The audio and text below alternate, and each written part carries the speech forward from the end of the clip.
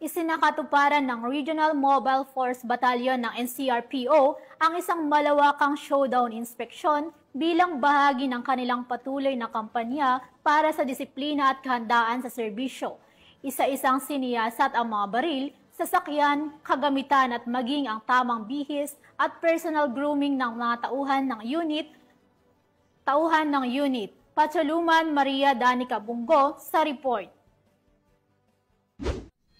Nagawa ng Regional Mobile Force Battalion ng NCRPO ang matagumpay na showdown inspection sa NCRPO Grandstand Camp Bagong Diwa, Bicutan, Taguig City upang suriin ang lahat ng baril at kagamitan ng mga pulis.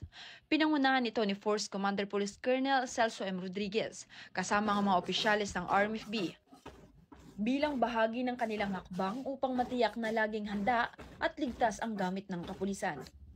Sa nasabing inspeksyon, maingat na tiningnan ang kondisyon ng mga baril, sinuri at tiniyak na kumpleto ang bala at iba pang kagamitan. Kasama rin sa pagsusuri ang mga sasakyan at ang tamang bihis ng mga pulis.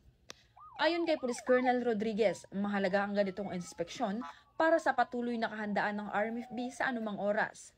Dapat siguraduhin nating maayos ang gamit para maayos din ang serbisyo natin sa komunidad. Nakita ko ang pangangailangan ng NCRPO pagdating sa logistics. Ngayon, umaga, muli, palakpakan natin sarili natin. Bahagi ang aktibidad na ito ng pagtupad ng 5-minute response time na itinataguyod ng PNP Chief Police General Nicolas D. Torre III.